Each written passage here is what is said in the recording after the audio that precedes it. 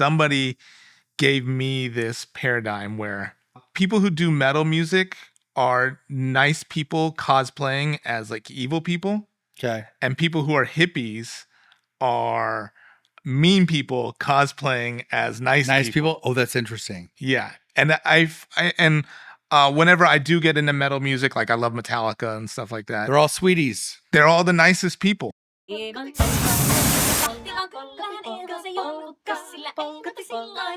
Painful Lessons Podcast. I'm Tyler Ramsey. We own mistakes. And I have a list of famous people today. This is a series that I've been doing. Today we're going to go through 33. It's like the second list of 33 famous celebrities who have decided to give up alcohol. And I have a friend of mine today who's amazing, and he's a pop culture expert because he's a commercial director, and he makes films, and he makes all kinds of stuff, and he works in advertising, and he builds brands. He just knows everything about pop culture. He's a genius. Do you think his name's Walter May, by the way? Hi, that's me. It's you. Yeah, I know a lot of things about a lot of fun pop things, but I have no idea what you're doing with me here today. So yeah. I just learned it. So this is going to be very exciting and fun. You are up to date. So when I go through this list, and I just have a couple of facts of these people, like arrest record, when they got sober. And so, I should say up front, this is really important. All of these people are champions and warriors and people that I admire because they've come out on top of a situation. And I am not giving away any information that I may have heard privately in like an AA room. This is all stuff I got on ChatGPT. I have no idea who's on this list, so I don't know if I have private information or not. So that'll be fun and interesting too. You don't go to AA though. I do not go to AA. So you're private. The information, like unless someone told you a secret and said, "Don't tell me," then it wouldn't be private information. Like if you just have information and it's not like you don't think you're betraying the trust of a friend, then it's not private information. But their second A in AA, anonymity, means that I can't go, oh yeah, this person is on the list. I also heard them share at a meeting, and I know that this is a situation about him. Okay. I won't do that. It's really important. I had this other guy on with me. His name's Cameron, and we talked about the first 33, and he goes, dude, I'm real concerned that you're going to give away the anonymity. And I go, dummy, I've already explained this like 5 times. This is public information. That's not a thing. Okay. It's not anonymous. Like everyone knows that Robert Downey Jr. is in sobriety. I'm not... that kind of thing. Yeah. Okay, cool. So, also, I had a printout, but I'm going to use my phone. ChatGPT didn't make this PDF for me as quickly as I would have liked. So, about a year ago, you didn't even have ChatGPT, but now you're already complaining about ChatGPT. So complaining. Yeah. It's interesting how that happens that quick. Okay, wait, this is the other thing. I realized that when I want someone to hurry, I need to see them be like flustered. I might have that same trait now that I think about it. I need to see some. It's just from coaches all like run like hustle. Yeah, I want to see some sweat. Yeah. I can't just like stand idly by. Like even now, I asked for this list a long time ago, and they're like, "Oh, what? Hey, this is what ChatGPT is doing." Going, "Oh yeah." So I'm now going to repeat all of the information you gave me, and just be like, "So we're doing it now, right?" And go, "I thought we were already doing it." A long time ago, dude. ChatGPT. Oh, okay. So, by the way, I just got back from Burning Man. We were talking about Burning Man. Oh, yeah. I am very scared of Burning Man. Why would you be scared of it? I don't know. I think it's because it's something my wife really wants me to do really bad, and therefore, like, why is she pushing this? What does she want out of this thing? Does she want us to swing? No. It's one of those things that maybe the expectation of it is so big and so like this is like the greatest festival and the music here is X, Y, and Z and stuff like that, and then maybe the dream about it is better than the actual reality of it. And I just hate sand. The dream of so if you hate sand, do not go. Okay. Well, it's not sand though; it's gypsum. Okay. Okay. It's like I- a fine dust. It's like I hate sheetrock. the things that our walls are made out of. Yeah. Okay. But yeah, I think sandy, dusty stuff. It's not really my jam. I do like dressing up though. You like to dress. You do like dressing up. Yeah. You like costumes. You could just go for one night or something like that. I mean, it's If I got to do Burning Man the way that you get to do Burning Man, yeah. I would consider it. Flying If private. if I had to wait in that line of cars that I see and wait to like leave, I like a situation where I can get to go to the bathroom in a place that I'm comfortable going to the bathroom in, and that I can take a nap whenever I need to take a nap. Okay, Those are my so- two number one so- things. I wonder if we should create a context for Burning Man just to lay it down for the audience. It's like it's a week-long experience in the desert with 70,000 other people, all camping in a variety of circumstances, from tents to RVs to ultra luxurious RVs. How far away is the nearest like civilized city that you can? Forever away. Yeah. Think of it as not inaccessible, basically. Yeah. Because you got to get out of the place, and that takes forever. It's not like Coachella in Palm Springs where it's like, oh, Palm Springs has a hospital, blah blah blah. If you have to go to a hospital or a grocery store, You have to be heloed out. You would have to drive for hours to get to Reno, and it's impractical because getting back in, it's Yeah. There's, and then once you're in, and once you're out, okay, Yeah. yeah. and everyone all the time has these huge parties in their camps or in the humongous center of everything called the playa, Mhm. which is like miles in diameter. 18 square miles. Wow. What? It's 18 square miles. I mean, the perimeter where the trash fence is. Whole thing is 18 square miles. I had Yeah. no idea it was that big. Yeah. Okay, so and everyone for a while it's just regular bikes. Now it seems like so many people have electric bikes and they're just zooming all over the place. But the crazy thing is at night,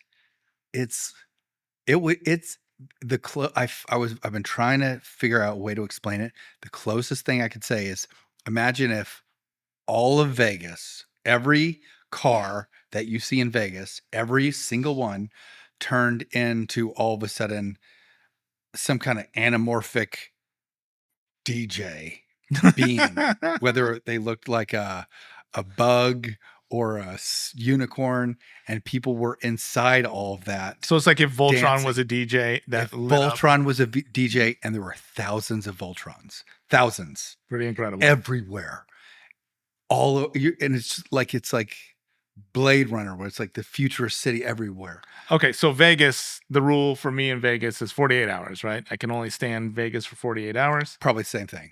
Okay. Yeah, maybe shave 6 hours. So how long were you there for? And as far as the bathroom, so there are, you would want to go and stay in an RV. Mhm. I actually went and stayed. I was with a group. Some of us stayed in RV. Some of us stayed in something called shift pod, which is this almost like this. It's like a tent basically, but it had air conditioning and It's like a lunar tent. yeah, like a lunar tent. Yeah. Had air conditioning. It was Insulated tent. quite comfortable. So glamping, essentially. Glamping, Yeah. very much glamping. And Did you set it up or somebody set it up for you? I had to set up. Showed up, and I kind of expected it to be set up. I had to set up my own glamp. Okay. But my buddy Blake, his trailer was set it up, but he got there. His trailer was there waiting, and because there was rain, it like didn't have any power. Nothing had power in the whole place. And so there was like 2 full days of no power, which means no showers, no pumping the bathrooms. We had to use this public. Is there some sort of Toilet. caste system of Burning Man? Like, are there different levels, and how many levels are there? Do you think Supposed to be, but there's not supposed to be, but naturally, No, there's different levels of comfort. I'll put it that way. yeah. I wouldn't say that there's different levels of importance, but there's people are in different levels of comfort.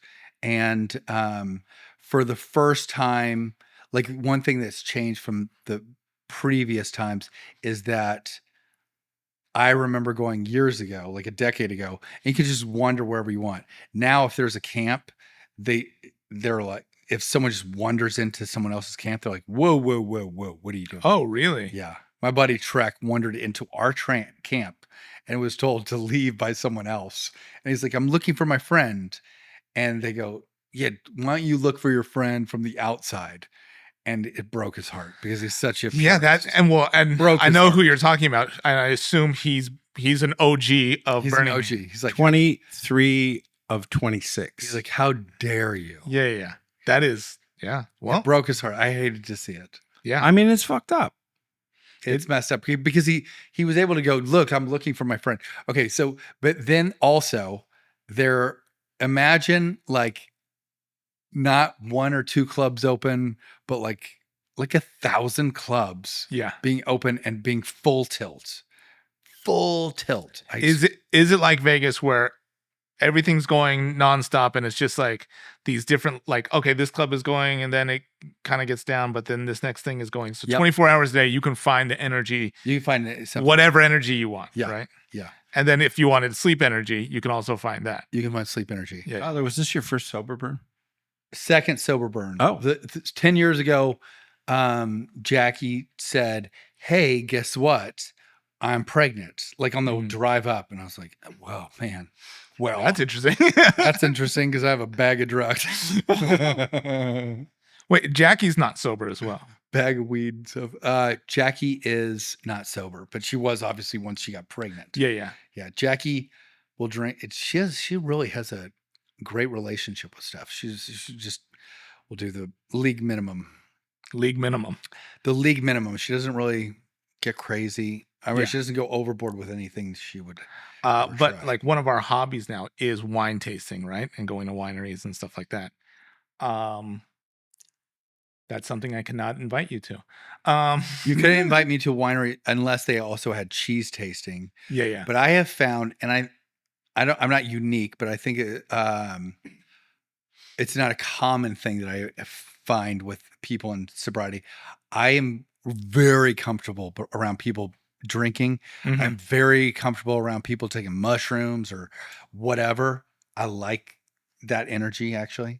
And if anything, it kind of makes me feel more special and unique to be different from that and to be set aside. So if I'm with a bunch of people and they're like partying, really going off, and it actually fuels my sobriety. Yeah, I don't think you would have a problem matching their energy. Yeah, exactly. Great point. That's not common. Yeah. But how does did you guys go into this on y'all's podcast whenever the relationship you have with drugs and alcohol versus hers?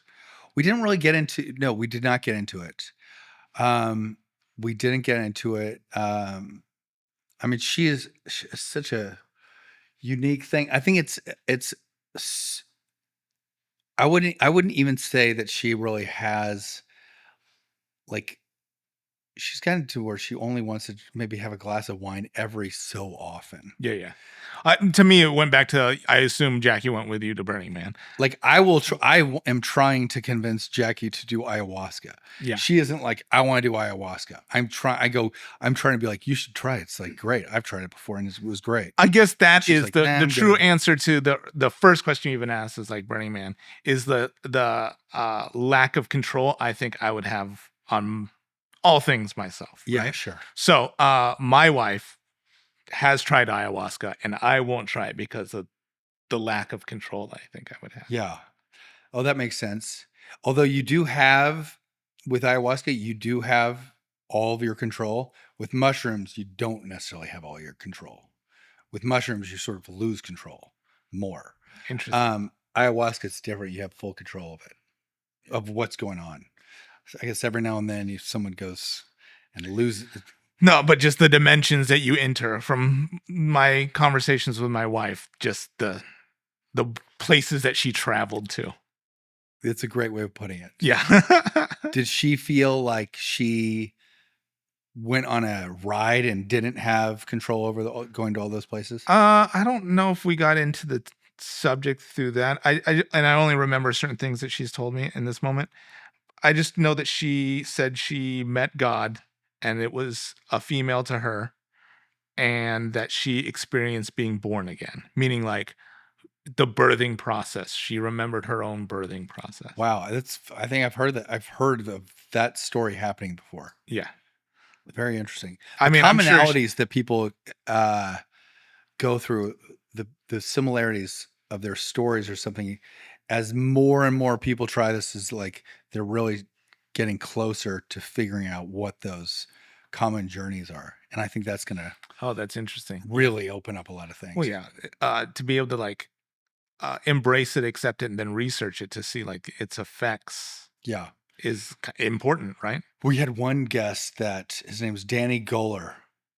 Awesome dude, but like a real explorer in the sense that he's like, I'm gonna keep going, and keep trying this stuff and really document what happens. So his thing is DMT, and he has found that if you take a laser and you point it at this wall, that the light that makes, you will be able to see code.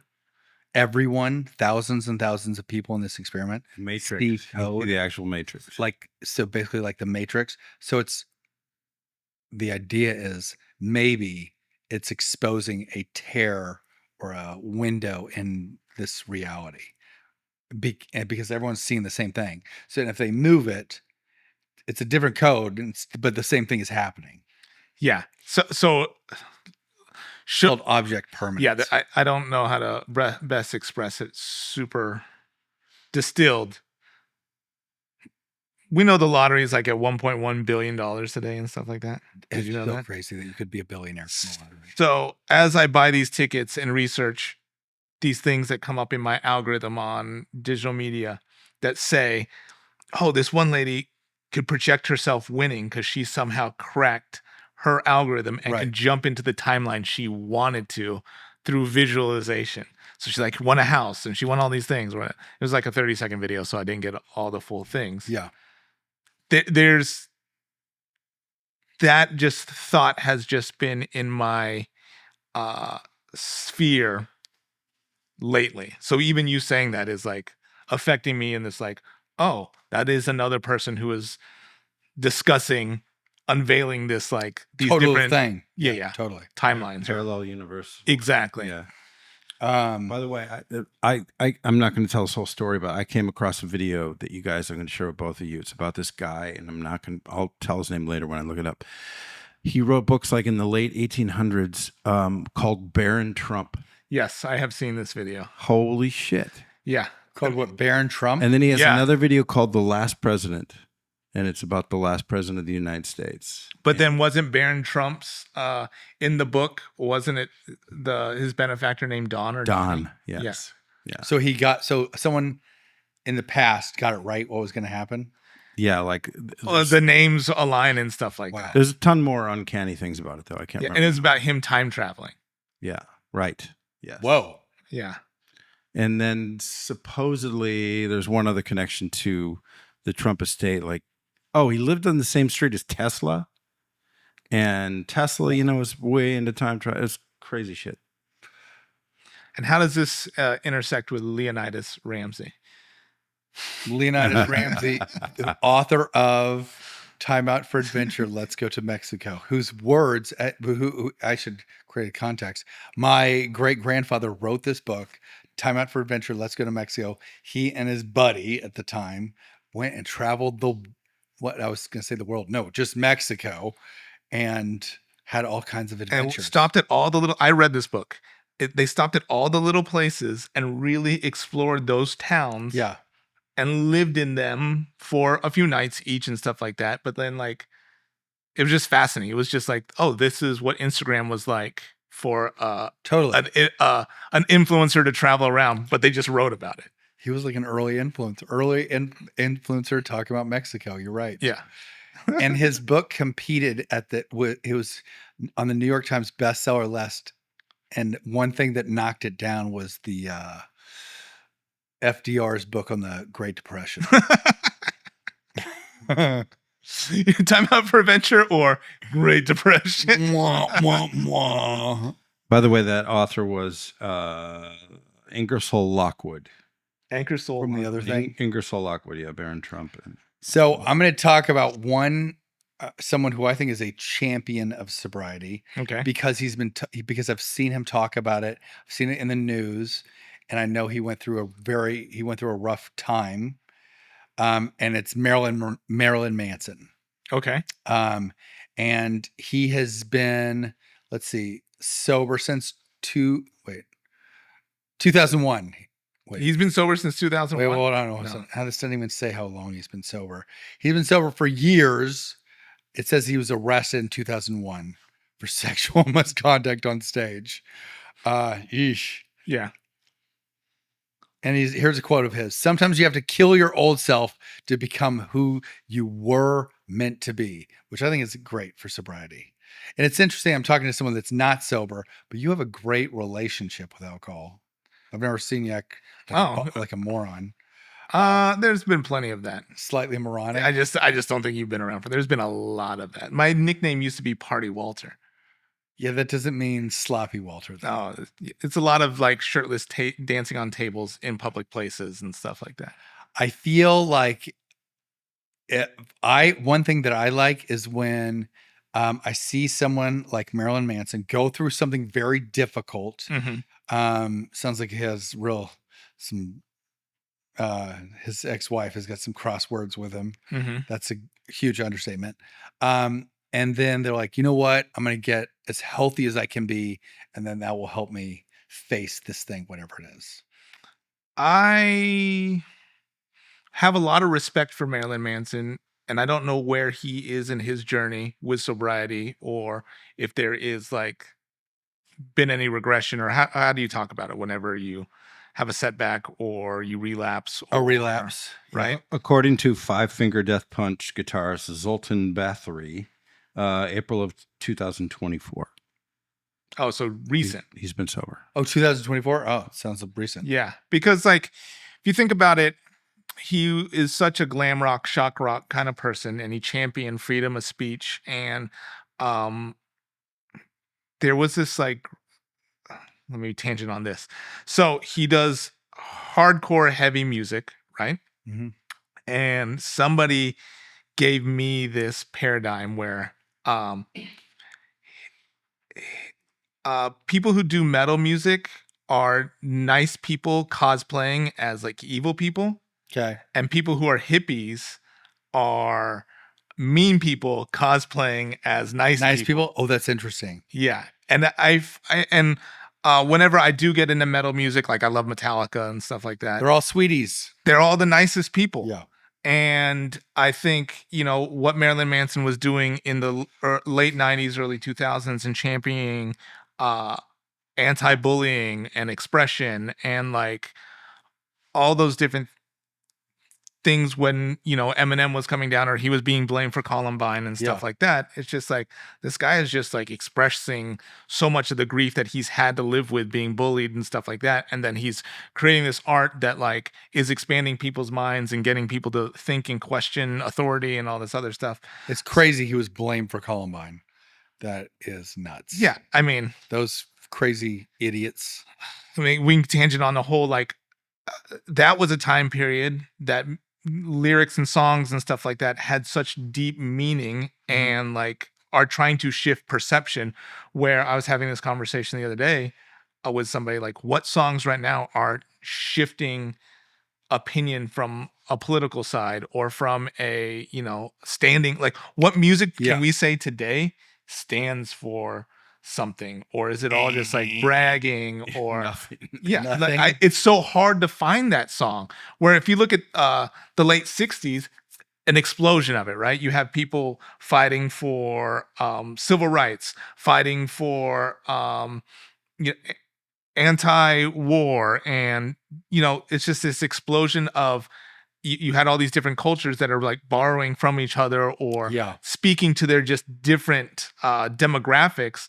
But it seems like all the songs that I know and love from that era had much deeper meaning than anything now. And that makes me sound so old and like, I have a theory. Whatever. But I have a theory. What's your theory? My theory is that everyone's going for likes now. You got to get likes. So being controversial, I like likes. There's so many things, right? There's so much, like back then we had a monoculture where it's like, okay, this this power is the thing that beamed what songs everybody listened to. Now you have availability of everything. So everybody can have their own super small pocket of things that they like.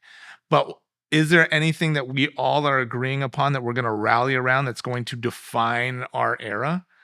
There's no like, we are the world of right now. No, you're right. Right. And anyway, I do love likes though. If we're going back to Marilyn Manson, you're watching this. I love likes and subscribe. Please like, and if you haven't subscribed, please subscribe. So I feel like, and if he's just recently sober, I have no idea what he's going through, or I don't know the person. He's awesome. He's crushing it on his tour. He's on tour right now, killing it. Yeah, people are having a ball at his concerts. Is that also like a nostalgia thing too, where everybody's like, I remember like this is what it was like. That's why Oasis is like crushing it right now. Oasis is great, even though those two seem like the biggest idiots in the world. But Marilyn Manson has remained a consummate artist, where he's truly, I think, always searching for a higher version of art than he was accessing the day before. And you can tell he's continuing to move that way. I think that's what people respond to. And then also like people have bad days and stuff. Like I've seen videos of him having a bad performance or fighting in front of people and stuff like that. And you don't know how much that performance where Jane's Addiction got. Oh yeah. That came across my mind. I have an opinion about this. I think so. Perry Farrell is his name. Perry Farrell. He got into a fight with Dave Navarro on stage. And Dave Navarro is suing him over that. They're suing each other. And then there was a countersuit. Because everybody lost money because they can't tour anymore. And they were like, we need this money. Oh, that's why they're suing? Yeah. I thought it was like, you hit me. No, it was like the tour fell apart because of you. Oh, and now we can't make our money. Now we can't make as much money as we wanted. Correct. Because part of me, I thought the least rock and roll thing I've ever heard of is one rocker suing another rocker for hitting him. Yeah. I'm like, what a wuss. I saw a wuss. Who is Keith? I saw Keith Richards' performance where a guy came on stage and tried to assault Keith Richards, and he took his guitar off and started beating the guy with the guitar, then put it right back on and started playing. Oh my God. It was incredible. That's rock and roll. Who was the other guy on stage? It was just like a fan that came up, or somebody who's like, wanted like that's also and you're always going to have one, somebody who goes to a sporting event or a show and stuff and like, I need more attention than the person everybody else paid to give their attention to. Still bonkers. Or at a comedy club. Yes, a comedy club. I am the funny one here. Yeah. That's so bad. It's like, yeah. But any comedian that cannot handle a heckler is not a very good comedian. Yeah, but then the ones who can, you can tell are like, oh, this guy has been around. Yeah. I respect comedians. This for the same reason I was discussing Marilyn Manson. Comedians are outlaws. They get to look, they really are dissecting the world and be able to connect with so many people at once by showing how absurd we all can be. Sure. And that is one of the hardest things I can possibly all by themselves too. All by themselves. Like rock band at least has the drummer and the bass player is going to come help kick the guy's ass. You know what I mean? But like the comedian's on their own. They don't have anybody else. And it's more observational and telling a cadence of telling a story and stuff like that. So all the respect goes to comedians. And I do think that they should have as much freedom of speech as possible. If the way to punish them is you don't think they're funny. Mm-hmm. That's it. Let them say what they want to say. Let them do like, as it's part of their act. Don't give them too much credit for like, oh, they're really going to change my life. Are they funny or not? Yeah. Are they funny or not? That's all they're like. If you don't think they're funny, don't watch their stuff. Yeah. The second person I want to talk about, who isn't even on this list, but could not be a bigger fan of right now, is James Gunn. If there was a person in the world that would like to like me and would like to be in his posse, it would be James Gunn. Really? He's okay. So one, he's sober. Okay. And two, he's one of the few people that got canceled and then so dramatically uncanceled. Do you remember when I don't remember him getting canceled. He lost like serious jobs. Oh, yes. I remember they took a job away from him and then that movie didn't do as well. And they were like, oh, you want to come back and like Yeah. advise us on What did he do? because they took the job away from him. I want to say it's the second Avengers, right? He tweeted like really juvenile jokes that. But people wasn't like, it a tweet that they "What?" dug up and found too? Was it one of those? It was way scenarios? old. Yeah. Yeah, it was like a super old tweet. It's like, oh, you tweeted this now from something you said 10 years ago. Where you're at today, we're gonna punish you today. Yes. For somewhere you used to be. He made tweets about like pedophiles or something like that. And then his They're whole funny tweets. They're really funny tweets. his movies are funny. He's a great comedian. I think he has his origins. He wrote Scooby Doo, the movie, Yeah, which is a yeah. good movie. The one with Sarah Michelle Gellar's husband, Yeah. right? Well, Sarah Michelle Gellar's in it. Right? Sarah Michelle, Freddie Prinze, Freddie Prinze, Jr., and Skeet Ulrich, not Skeet Ulrich, the other one from Scream. the other one from Scream. The guy who used to be on Skate TV. I don't know, but they're great. SLC Punk. It is a great movie. Great. Matthew Lillard. That was Yeah. his name. Yes. But James Gunn he's also like his music growing up was punk rock too, Yeah. right? So like again, here's aggressive style of music, which is an expression which is somewhat comedic. They all admit we're terrible at our like instruments, but we are like showing you this side of art and expression and really nice people behind it. Yeah. Totally. It's insane. I don't know that they're all nice. But yeah, there could If be. you were a club owner and they were trashing your place, you'd Johnny, I don't like these guys. Johnny Rotten was a dick. Oh yeah. Dude, Johnny Rotten is the worst. Yeah. Yeah. He's not a nice man. Hey, I have a friend that interviewed him, and he was so awful to But the actual musician of that band, what's his name? Jones, Stephen Jones, right? Yeah. Incredible, nice guy. And yeah, but let's go back to James Gunn. Oh my God. Wait, okay. Also, ultimate bangers. Guardians of the Galaxy 1, 2, and 3 are incredible. I want, with every fiber of my being, to be friends with those people and to be on their ship, and to be having fun, and to be like part of the inside jokes. And I did watch it creates this world that I'm like, I love it. I watched the first two Guardians, but I never got into the whole Marvel universe or genre. Like I know that I I don't obsess even over think you Game. have to. I obsess over Game of Thrones with you on a whole We different. love Game of Thrones. And then even like older Star Wars stuff, we'd like obsess over stuff. Yeah. There was some sort of formulaic thing that was happening with the Marvel universe that I was like, I'm out. This doesn't feel like it's going to be anything different. This person's going to fight this person, then they're going to be friends, but then they're going to fight this other person who's eventually going to be their friends. Now we're not friends anymore. Now we got to fight these. It's just like, what are the different combinations of fighting and then like becoming friends again? Okay. Listen, I love the Marvel universe. Yeah. But I did get way lost when they were when like Captain Universe or Captain Marvel 2 did not like that. The Ant-Man movies after the first one, I kind of got lost. I luckily got out of it before I watched Endgame was such like a big cultural phenomenon. Yeah. I watched things like Loved Black Endgame. Panther. I like Black Panther. Man. I think Ryan Coogler is the best director on the planet right now. Black Panther 1 is great. Did you see his latest movie? You think he's the best director on the planet? The Sinners movie, or Yeah. I haven't seen Sinners. Oh it's my God. incredible. Go I watch love it. It has so many things, and has so many layers and so much history to it. Yeah. It's a horror movie. It's a husband-wife movie. It's a brothers movie. It's a musical. The whole thing's a musical. You know, I should explain. This is all from a director. You're a director, and I have directed things. I'm not on the Ryan Coogler. But I didn't train. explain this at the beginning. I mean, it's like I think the easiest way for me to describe you is that you directed the music videos that made Katy Perry's career.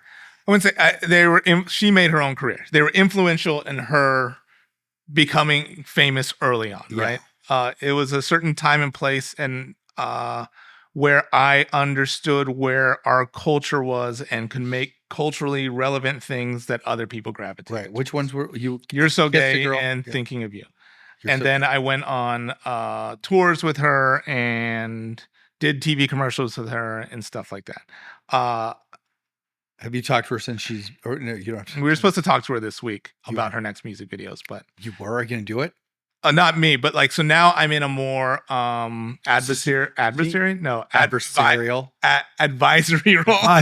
Very, very different. So like, I think there's a lot of talented people out there, and if there's ways that I can get, whether they're brands or entities or groups, and get them to talk to each other and partner them up, and like, oh, this is what you're trying to do with your brand. I have this director. I'll help you formulate the idea with that director. Yeah. Let's go make stuff. That's where I think I'm the most powerful right now, because directing and putting things together and being the hottest, newest thing is so much energy.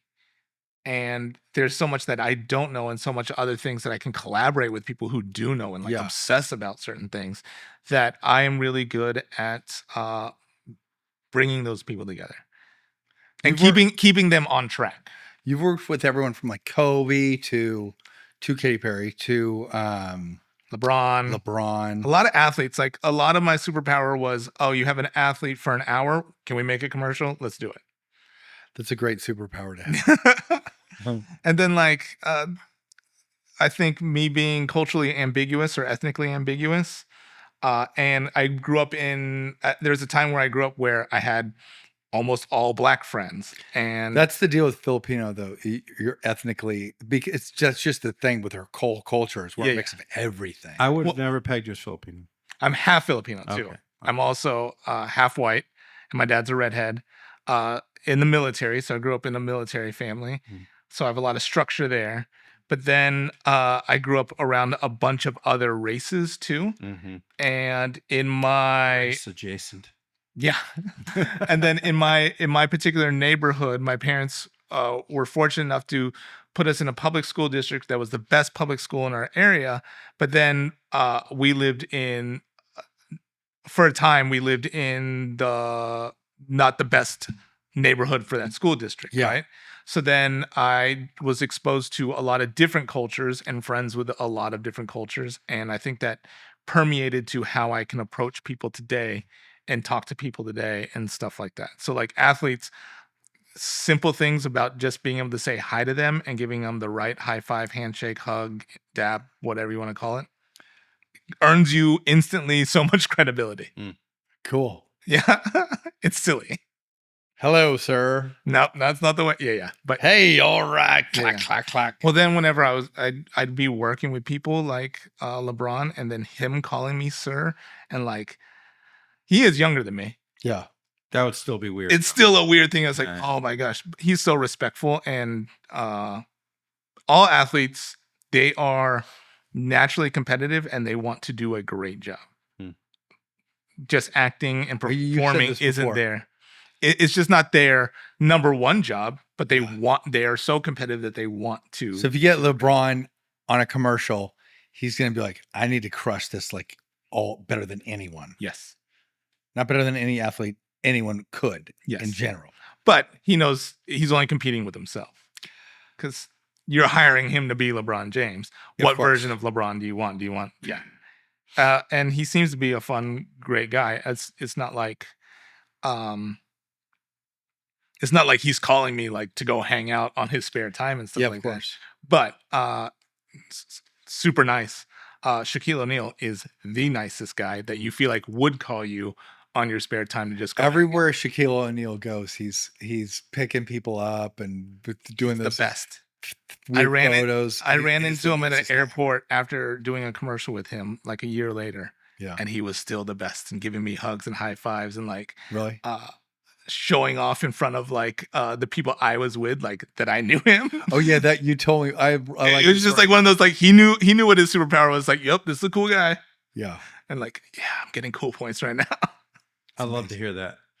He's the nicest. Okay, wait. So this is something that I know about James Gunn that I think so. Like in the movie, Shaq's a sober person. Shaq is sober. He's never had alcohol. What? Yeah. Never tried it. I don't. That's a whole different thing to me. Yeah. I mean, awesome. Yeah. Like, it seems terrible. Why would I want to get involved in that? Yeah. Cool. I didn't realize that. I mean, yeah. Sober from a different perspective of what you're talking about. People who have discovered their alcoholism, and then have had to deal with it. Yes, I think I'm convinced that creates a different superpower in those people. Yeah. So James Gunn is okay. Let me say this: in the movie Conan, Conan's father asks him, "Conan, what is best in life?" The Schwarzenegger Conan's? Schwarzenegger. Okay. And another person answers and says, an answer that's wrong. And he goes, no. And he goes, Conan, what is best in life? And Conan goes, to crush your enemies, see them driven before you, and to hear the lamentation of the women. That is what he thinks is best in life. But I think James Gunn has found a what is best in life. Like he has created you know this better than anybody. Happy Wife, Happy Life. Oh yeah, I know that. He casts his wife as the star in the new Peacemaker series, and she's incredible in it. And she's gorgeous. Is he executive producing that, or is he directs those too? He does everything for those. No. Writes them, directs them, everything. Wow. I mean, he could not be What does he busy. have time to? Because now, In 1 year, he wrote Superman, Peacemaker 2, and like something. because he's in charge of everything for Warner Brothers, anything DC. DC, yeah. Yeah. He's the man.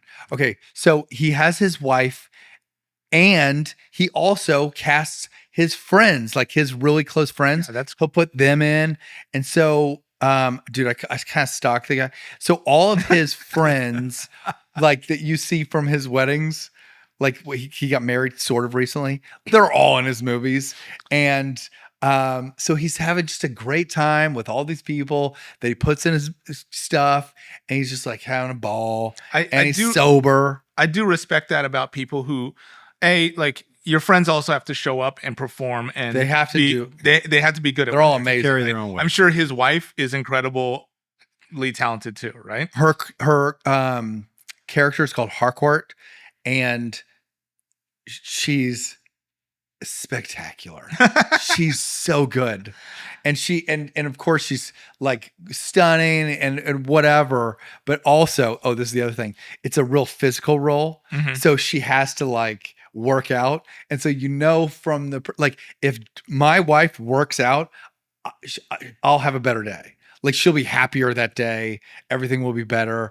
And if she's like working out so much that she's like muscles. Have you ever had your wife as somebody that you have had to work with from a professional standpoint? And we're not talking about casting her in a TV show. No, I get it. I sometimes, if I have to, I've had my wife, Jackie, do some creative things where I've been in charge.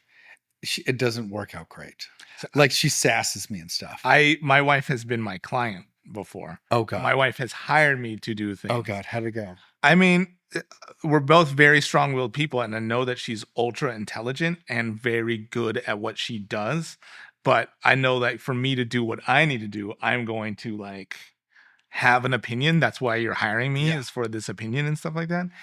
Sometimes it works out, and sometimes it's just a fist fight, Sometimes I'm like, just do what I say. Like, stop. Just do what I say. She go, no. And then like I'll see a tear in her eye or something. Like, no, and I think there's a lot of it is it like because there's always this. I do what she said. Head. If I'm working with her or like doing something for her, I'll do what she says.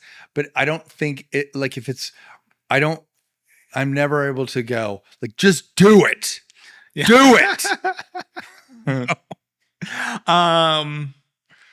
Your wife, do it. Didn't your wife put together your first art gallery show? She did, and she's amazing. But even in that, there were a couple times where I didn't like what was happening, where it was being placed. And I was just like, I don't want to go back and forth. Just like, don't place it there. Yeah. And she was like, and because it's coming from you, they're like, no, I want to definitely place it here. And then also there were people in the room, so I want to be. Like, I was one of those people. Oh yeah. Oh, that's a great example. Oh, you're right. Yeah, you remember very well. Oh, I can. You can tell me to do it. I'll do it. That one specific thing, because that was at Pacific Design Center, right? Is that what the? No, I was thinking about the one at Control Collective. Oh, where this was even before that, and I was so stressed, and I was just like, just do it. I don't want to keep. Yeah. So James Gunn, James Gunn. He's a director on set. He's got a bullhorn. He's like, no, just do it that way. I doubt she's like, I don't know. But she's also like, she knows that like that's his role, and her role is to do this specific physical role. Yeah.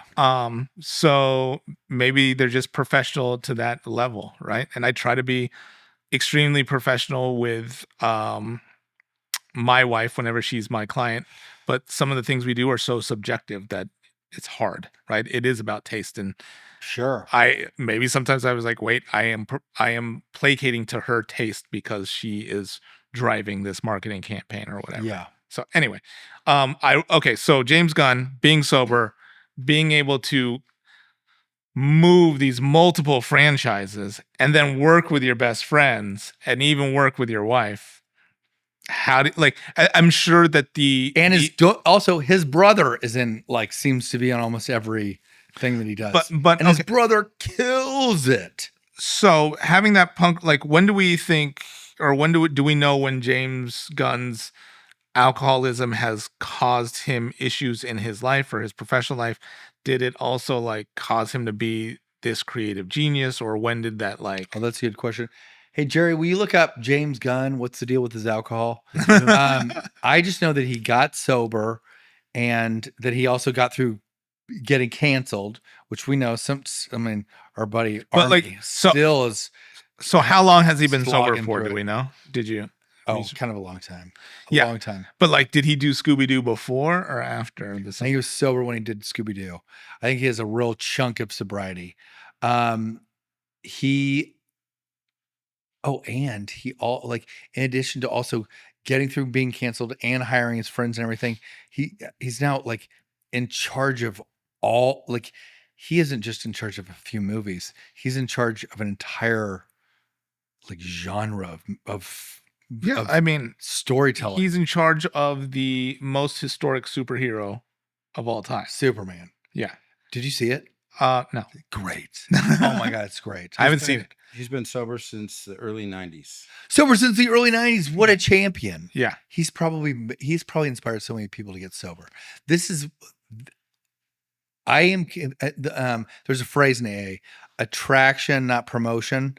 You just have to the idea is that you're like, I'm just going to be like cool. And if you think I'm so cool and you're like, I want to be sober like this guy, that will work. But if I go, hey man, let me talk to you about being sober, you should be sober, that will not work. No, I don't think that works for anything. I don't think that works in advertising.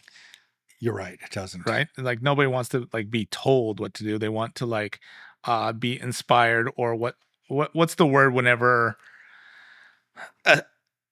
an aspirational outlook on life, right? That doesn't mean just being like rich and have money and taste or whatever. That means like, oh, if you're into hiking culture, here's this guy who does the way of hiking I like being, right? It doesn't work for Burning Man either. If I wanted you to go to Burning Man, I couldn't be like, oh man, you got to go to Burning Man. It's this great. And I could go on and on. I think that repels people from it. But if you go, you seem like you had a really good time. Like, yeah, I did. Yeah. Boy, did I ever.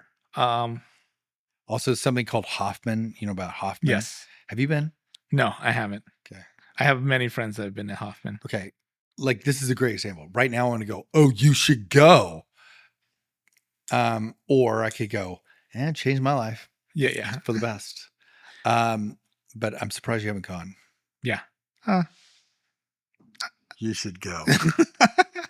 If somebody wants to sponsor me and then take care of my bills while I'm off and away, how long is the process? Like a month? I can help you with the sponsoring part, but not about the paying bills. Paying the bills. Yeah, I can help you with the sponsoring part. This is James Gunn. I have been sober for many years. I'm incredibly grateful for it. My life changed the minute I made the choice to be sober. From such an incredible writer, I have to say, that quote doesn't blow me away, but dude, what does is the dude has a great life. He's got a wife that's beautiful, that he probably does whatever he wants because he puts her in his stuff. Actually, I bet it's not like that at all. I bet he's like, dude, I just put you in my stuff and like, you should now do whatever I said. It's just like, bullshit. So you're into fitness, or you have a family that is into fitness. I guess that's the way I'll put it. And I work out because I feel like I want to be healthy. Okay. But I still drink, and I probably have a drink a day. What have you ever researched how your physical being is being sober and like the effects of that. So not even like your just mental capacity of being able to like You would focus on immediately, things. if you stopped drinking, you would level up instantly. Yeah. And you would noticeably and instantly.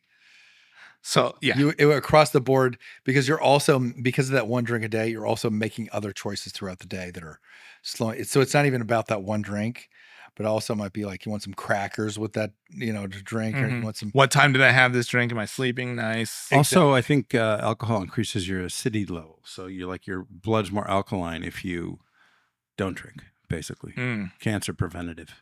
Oh yeah, because cancer can't survive in an alkaline world. It's the easiest way to level up significantly. I'm meeting with someone on Friday, which that's kind of the thing. I've had 2 friends this year do I think it's called 90 the hard way, where they have to like do 2 workouts a day. They can't drink. One of the workouts has to be like barefoot or something like that, because their feet have to be on the ground and stuff like that. And they instantly shredded 20 pounds, look incredible, like all these different things. Who is it? My friend Kevin and my friend Richie. Oh, I don't know them. Okay. Yeah. You would see them like, oh, those guys. Those guys. Okay, got it. And Remember the guy who had to be carried out of my wedding because he was so drunk? He was like breakdancing. Yes. That guy. Oh my God. What a great story. Yeah. Remember my wedding? Whenever I mention my wedding, Tyler's one of the first 3 things people talk about at my wedding. Oh my God. That's the only legacy I want to leave. The guy enjoyed weddings.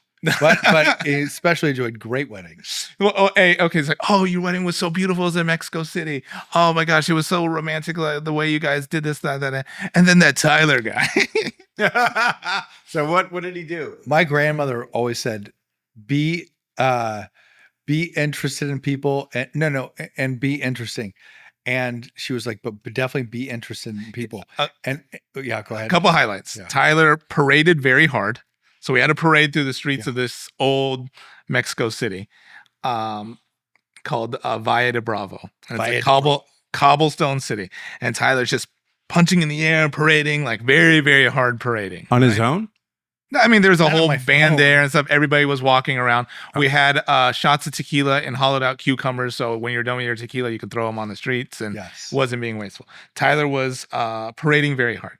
And then Tyler, on the rehearsal dinner, that's when we wanted everybody to give a speech. So if you got on the mic, Tyler gave 2 speeches, because he gave his speech. And then one of our friends, who was very good at speeches and a very charismatic, good-looking guy, gave a speech, and then Tyler's like, "Well, I got to go back and like redo this." That's straight out of Bridesmaids, by the way. It was before Bridesmaid, but it literally happened at my wedding. He's like, "Well, let me get that microphone back."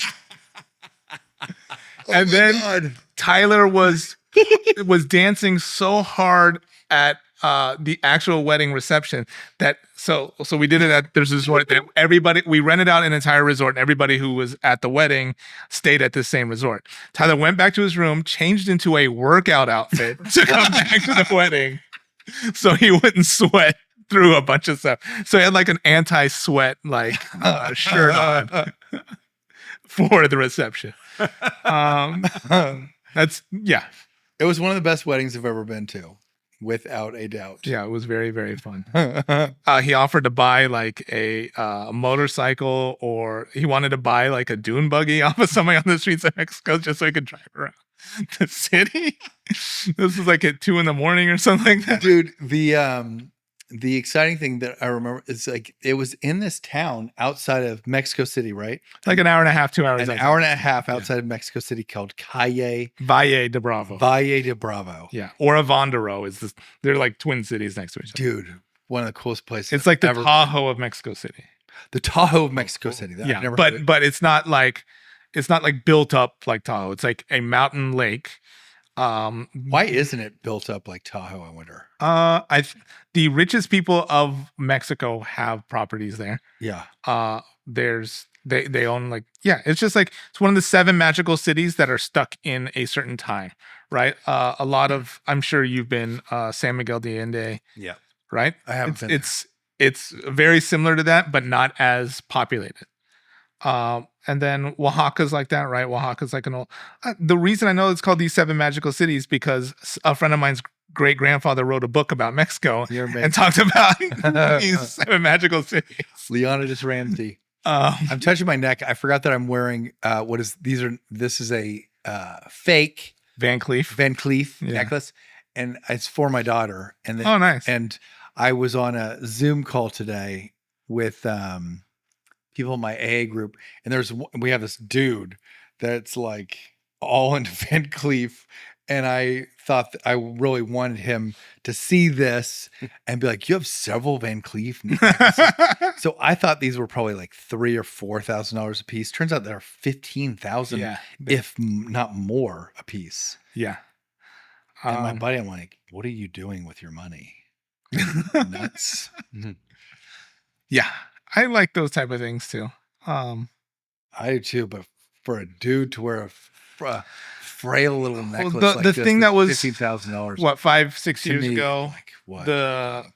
Is it Cartier that has like the band that's the screw band? Yeah. The love bracelet. The thing that will never come off. Makes more sense than this. Then you'll see one of the Kardashians have like 10 of them Yeah. on their thing, and you're just like, all right, but good for them. Good for Kardashians. Yeah. My buddy is not a Kardashian, and it's also a dude.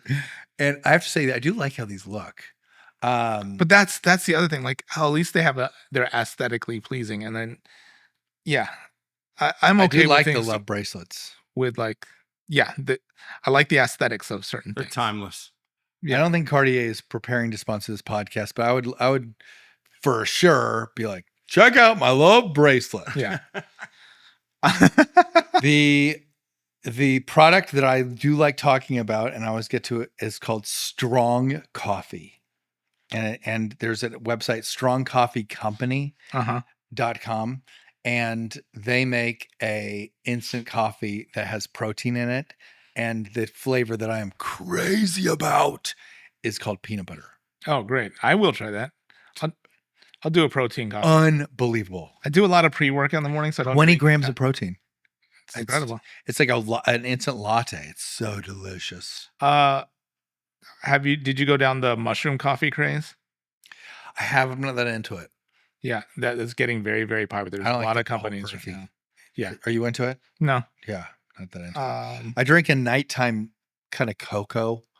Like you can make this cocoa, and it has like melatonin and different things in it. It's called Beam, BEAM. mm-hmm. And it's pretty good. It's so tasty. I'll try that. Like, It's so the sweet funny thing about what you guys don't realize, or maybe I've said this before. I don't think I've said it to Jerry. So I sleep with headphones in to Strong calm me coffee. down. Yeah. So I hear Jerry multiple times throughout the night. Oh, yeah. Oh, that makes me so happy.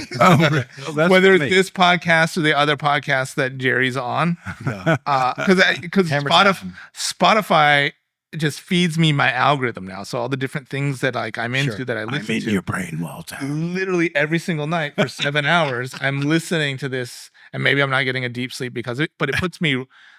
This podcast is supposed to be right to sleep, guys. No, it usually starts out with like a sports podcast or like a movie podcast, but eventually it gets to you guys. And just because it autoplays to the next one, right? Yeah, exactly. Uh-huh. So usually whenever I'm waking up in the morning, one of you guys that I know are talking.